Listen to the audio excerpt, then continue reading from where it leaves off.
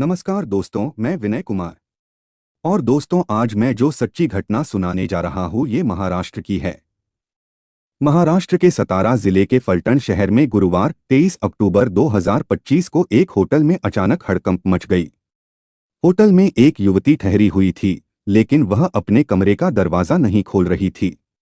Hotel के manager और कर्मचारी कई बार आवाज लगाते रहे, लेकिन अंदर से कोई प्रतिक्रिया नहीं मिली।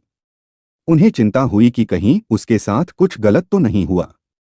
समझ नहीं आ रहा था कि क्या करें, इसलिए मैनेजर ने तुरंत पुलिस को सूचना दी। पुलिस मौके पर पहुंची और मैनेजर व कर्मचारियों के साथ उस कमरे तक गई। पुलिस ने भी दरवाजा खटखटाया, लेकिन अंदर से कोई जवाब नहीं आया। अब सभी की चिंता और भी बढ़ गई। आखिरकार पुलिस ने दरवाजा खोलने का फैसला लिया। जैसे ही दरवाजा खुला, अंदर का नजारा देख सभी हैरान रह गए। कमरे में ठहरने वाली युवती अंदर बेहोश और गंभीर अवस्था में पड़ी हुई थी, और शुरुआती जांच में यह मामला खुद को नुकसान पहुंचाने जैसा लगा। वह युवती एक डॉक्टर थी। उसके हाथ पर कुछ बातें लिखी हुई मिलीं, जिनमें उसने अपने साथ हुए गलत बर्ताव और मानसिक परेशानियों का जिक्र किया था। उसने कुछ लोगों के बारे में भी गंभीर बातें लिखी थीं। यह मामला बहुत ही गंभीर था। युवती ने अपने हाथ पर लिखा था कि एक पुलिस अधिकारी ने उसके साथ गलत व्यवहार किया था। यह बात किसी के लिए भी अनदेखी करना आसान नहीं था। पुलिस ने तुरंत कार्रवाई शुरू कर दी। फलटण पुलिस ने शव को अपने कब्जे में लेकर पंचनामा किया और उसे पोस्टमार्टम के लिए उपजिला अस्पताल भेज दिया। इस घटना की खबर पूरे सातारा जिले में ही नहीं, बल्कि पूरे राज्य में फैल गई। पुलिस अधीक्षक तुषार दोषी ने मामले को तुरंत गंभीर मानकर जांच शुरू करवाई। जांच में पता चला कि उस युवती का नाम मानवी मुंडे था। डॉक्टर बनना उसके लिए बिल्कुल आसान नहीं था। वह महाराष्ट्र के बीड जिले के एक साधारण परिवार में पैदा हुई थी। परिवार वाले शुरू से ही उससे बड़ी उम्मीदें रखते थे। उसके पापा हमेशा कहते थे कि उनकी बेटी डॉक्टर बनेगी और लोगों की मदद करेगी। और मानवी ने पापा का वह सपना पूरा भी किया। उसने सरकारी मेडिकल कॉलेज से पढ़ाई खत्म की और फिर गांव के इलाकों में काम करने के लिए उसे 2 साल की नौकरी मिली। उसे सतारा जिले के फलटण के उपजिला अस्पताल में काम दिया गया। मानवी बहुत सीधी सादी, शांत और हर किसी की मदद करने वाली लड़की थी। इसलिए मरीज भी उसे बहुत पसंद करते थे। सरकारी डॉक्टरों का काम सिर्फ मरीजों का इलाज करना ही नहीं होता। उन्हें कई बार पुलिस वाले अपने साथ ले जाते हैं, जहां गिरफ्तार लोगों का मेडिकल करवाना, उनकी फिटनेस का सर्टिफिकेट देना और कभी-कभी पोस्टमार्टम की ड्यूटी भी करनी पड़ती है। इस काम में डॉक्टर को सही जांच करके बताना होता है कि व्यक्ति फिट है या नहीं। लेकिन कई बार कुछ दबंग लोग डॉक्टर पर गलत रिपोर्ट देने का दबाव भी डालते हैं। मानवी भी ऐसे ही दबावों के बीच अपना काम कर रही थी। उसे क्या पता था कि जिस जगह को उसने अपनी खुशी और सपनों की दुनिया माना था, वही अस्पताल, वही माहौल, वही लोग एक दिन उसके लिए दर्द और परेशानी की वजह बन जाएंगे। एक दिन यही सब उसके जीवन पर बुरा असर डालने लगा। धीरे धीरे उसके आसपास ऐसा माहौल बन गया जिसमें सिर्फ डर, शक और अपमान ही दिखाई देता था। उसके साथ काम करने वाले कुछ लोग उस पर लगातार नजर रखते थे। शुरुआत में मानवी ने इन बातों को अनदेखा किया, लेकिन समय बीतने के साथ साथ उन ताकतवर लोगों का उस पर गलत काम करवाने का दबाव बढ़ता गया। मानवी ने कई बार अपने करीबी दोस्तों को बताया था कि उसे लगता है कोई उसके पीछे पड़ा है। उसकी परेशानियों को देखकर कुछ लोग मजाक भी उड़ाते थे। उसके दोस्त उसे समझाते रहते कि वह टेंशन न ले और एक दिन सब ठीक हो जाएगा। लेकिन कोई भी इंसान कब तक अकेले सब झेल सकता है? जब लोग ही उसके खिलाफ हो जाएं, तो हालात कैसे ठीक होंगे? धीरे धीरे एक शख्स ने उसकी जिंदगी में जहर घोल दिया। वह था एक सब इंस्पेक्टर जिसका नाम था गोपाल बदाने। एक पुलिस की वर्दी पहनने वाला इंसान जिसे लोगों की सुरक्षा करनी चाहिए, उसी पर मानवी ने गंभीर आरोप लगाए थे। मानवी का कहना था कि उस अफसर ने उसके भरोसे और उसकी इज्जत को ठेस पहुंचाई। आरोपों के मुताबिक उसने कई बार मानवी के साथ गलत हरकतें की। डॉक्टर मानवी मुंडे ने इंसाफ पाने की पूरी कोशिश की। उसने पुलिस अधिकारियों को पत्र लिखकर शिकायत भी दी, लेकिन इन शिकायतों से उसकी परेशानी कम होने के बजाय और बढ़ गई। क्योंकि जिस इंसान की शिकायत की जाए, अगर वही पुलिस में ताकत और रुतबा रखता हो तो सच कई बार फाइलों में ही दब जाता है। मानवी के साथ भी यही हुआ। मानवी की शिकायतें फाइलों में ही दब कर रह गईं। जो लड़की हमेशा लोगों की मदद करती थी, उसे खुद मदद मिलने के बजाय उल्टा उसके खिलाफ ही गलत बातें फैलाई जाने लगीं। उसके बारे में कहा गया कि जो कुछ हुआ वह उसकी अपनी मर्जी से हुआ था। कुछ लोग यह भी कहने लगे कि मानवी ही उसके पीछे पड़ी थी, उसने शादी का प्रस्ताव रखा था और जब शादी से मना कर दिया गया तो वह बदला ले रही है। डॉक्टर मानवी मुंडे का दिन तो अस्पताल में मरीजों के बीच ही गुजर जाता था, लेकिन रात होते ही वह बिल्कुल अकेली पड़ जाती थी। उसके फोन पर धमकी वाले मैसेज आते रहते थे। उसमें लिखा होता था कि अगर उसने किसी से कुछ कहा तो उसकी नौकरी, उसकी इज्जत और उसकी पूरी जिंदगी बर्बाद कर दी जाएगी। मानवी कई बार रोते हुए यह सोचती थी कि जब डर पुलिस ही दिखा रही है तो वह मदद के लिए आखिर कहाँ जाए। उसकी जिंदगी में एक और मुश्किल तब आई जब उसके मकान मालिक का बेटा प्रशांत बनकर उसके लिए परेशानी का कारण बनने लगा। वह सॉफ्टवेयर इंजीनियर था। मानवी ने उस पर मानसिक रूप से परेशान करने, बार बार दबाव डालने और ब्लैकमेल करने जैसे गंभीर आरोप लगाए थे। एक तरफ पुलिस की वर्दी का डर था और दूसरी तरफ बदनाम कर देने की धमकी। ऐसे में कोई भी इंसान टूटने लगता है। लेकिन मानवी अभी पूरी तरह नहीं टूटी थी।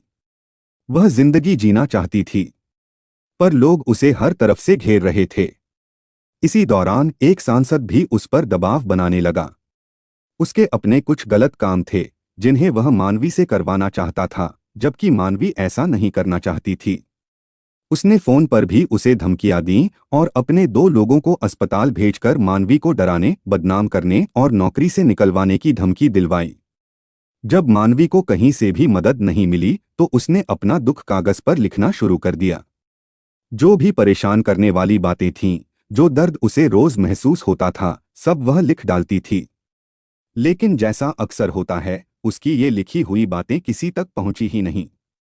उसकी चिट्ठियों और शिकायतों को भी जांच में खास अहमियत नहीं दी गई। उसके पिता को थोड़ा बहुत अंदाजा हो गया था कि बेटी परेशान है।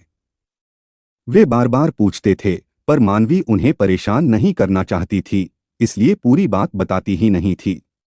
एक बार उसने बस इतना कहा था, बाबा मुझे बचा लो। यह सुनकर उसके पिता घबरा गए थे। उन्हें समझ ही नहीं आया कि ऐसा कौन सा डर या तकलीफ है जिसने उनकी बहादुर बेटी को इतना कमजोर बना दिया। लेकिन वे कुछ कर पाते उससे पहले बहुत देर हो चुकी थी। मानवी का मन धीरे धीरे टूटता जा रहा था। डॉक्टर होने के बाद भी वह समझ नहीं पा रही थी कि उसकी अपनी हिम्मत इतनी क्यों गिर रही है। रातों की नींद चली गई थी, दिन का सुकून भी खत्म हो चुका था। अस्पताल से ड्यूटी खत्म करके लौटते समय वह अक्सर एक चौराहे पर रुक जाती थी, जहां से एक रास्ता उसके घर की ओर जाता था और दूसरा रास्ता होटल की तरफ। घर का मतलब था परिवार, प्यार और सुरक्षित माहौल, और होटल का मतलब था अकेलापन और डर। फिर भी वह ज्यादातर होटल की तरफ ही चली जाती थी, क्योंकि उसे लगता था कि अगर वह घर गई तो जिन लोगों से वह डरती है उनकी परेशानी कहीं उसके घर वालों तक न पहुंच जाए। कई बार डर इंसान को गलत जगह पर भी सुरक्षित महसूस करवा देता है। 23 अक्टूबर 2025 की रात भी वह होटल ही गई थी। समय करीब 9 बजे का था। उसने रिसेप्शन पर रजिस्टर में अपना नाम लिखा और कमरे की चाबी ले ली। कमरे का नंबर दूसरों के लिए तो बस एक नंबर था, लेकिन मानवी के लिए शायद वही आखिरी जगह साबित होने वाली थी। कमरे में जाते ही उसने दरवाजा बंद किया और अंदर से लॉक कर लिया। उसने मोबाइल निकाला, कुछ मैसेज टाइप किए, लेकिन भेजे नहीं।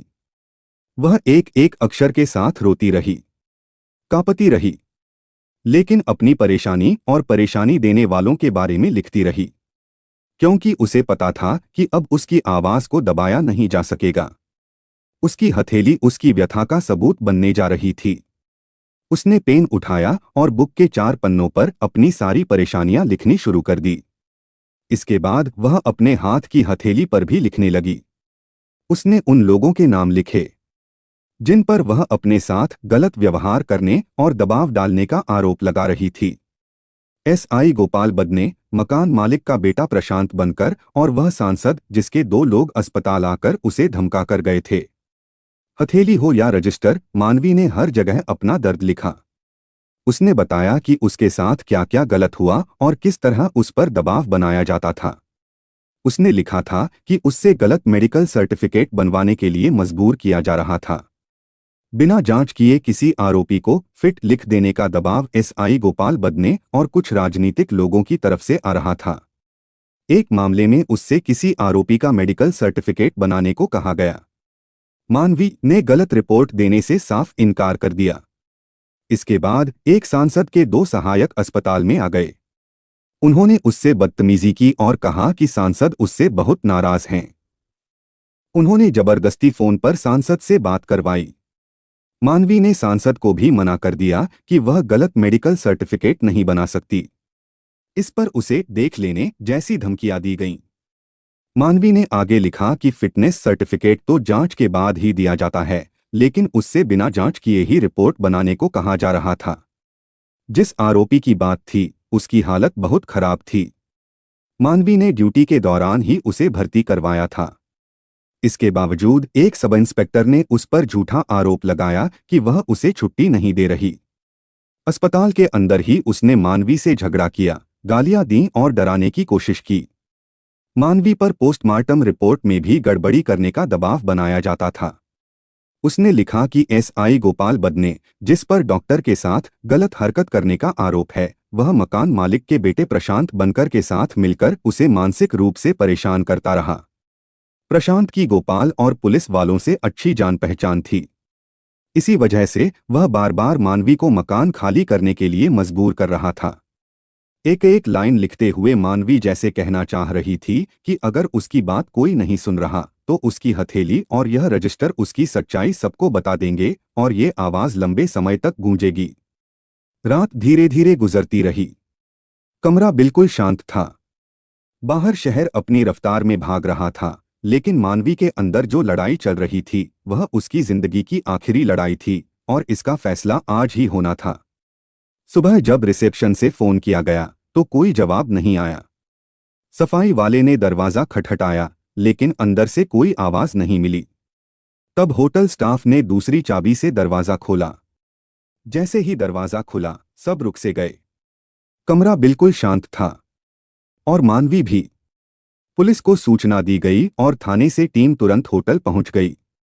मामले की गंभीरता देखते हुए वरिष्ठ अधिकारी भी मौके पर बुला लिए गए। थोड़ी ही देर में फॉरेंसिक टीम, सतारा के एसपी तुषार दोषी और डिप्टी एसपी वहां पहुंच गए। मानवी का शव नीचे उतारवाया गया। जैसे ही पुलिसकर्मी उसे संभाल रहे थे, उनकी नजर उसकी हथेली पर पड़ी। लाश उतारने के बाद मानवी की हथेली पर लिखे शब्दों ने पुलिस को हिलाकर रख दिया। वह कोई साधारण नोट नहीं था, वह उसकी आखिरी पुकार थी, एक ऐसा नोट जो उसके साथ हुए हर जुल्म को उजागर कर रहा था। कमरे की तलाशी लेते समय रजिस्टर के 4 पन्नों में भरी उसकी पूरी कहानी भी मिली। उन पन्नों को पढ़ते ही मामला साफ हो गया। पुलिस ने एसआई गोपाल बदने के खिलाफ दुष्कर्म और खुदकुशी के लिए उकसाने का मुकदमा दर्ज किया। प्रशांत बनकर मानसिक उत्पीड़न कर खुदकुशी के लिए उकसाने का केस दर्ज हुआ। 25 अक्टूबर को प्रशांत को उसके घर से गिरफ्तार कर लिया गया। लेकिन एसआई गोपाल बदने, जो सबसे बड़ा आरोपी था, वही फरार हो गया। मानवी की लाश पोस्टमार्टम के लिए भेज दी गई। पुलिस ने अपना बाकी काम शुरू कर दिया। खबर मिलते ही मानवी के पिता और चाचा सतारा पहुंच गए। बेटी की लाश देखकर दोनों टूट गए। उनका दुख बस एक ही बात कह रहा था, हमारी बेटी जीना चाहती थी, लेकिन सिस्टम ने उसे जीने नहीं दिया। वे बार बार कहते रहे कि अगर उसकी शिकायतें पहले ही सुन ली जाती, अगर किसी ने उसकी मदद कर दी होती, तो आज मानवी जिंदा होती।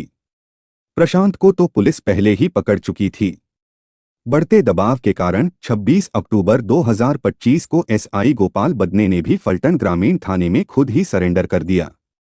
कोल्हापुर रेंज के आईजी सुनील फुलारी ने उसे तुरंत सस्पेंड कर दिया। पुलिस ने गोपाल बदने को अदालत में पेश किया और उसे 30 अक्टूबर तक रिमांड पर ले लिया, ताकि उससे पूरे मामले की ठीक से पूछताछ की जा सके। डॉक्टर मानवी मुंडे की मौत ने सतारा की ही नहीं, बल्कि पूरे महाराष्ट्र को हिलाकर रख दिया। मामला सामने आते ही लोगों में गुस्सा फैल गया। खुद मुख्यमंत्री देवेंद्र फडणवीस ने कहा कि इस केस में किसी को छोड़ा नहीं जाएगा और मानवी को इंसाफ जरूर मिलेगा।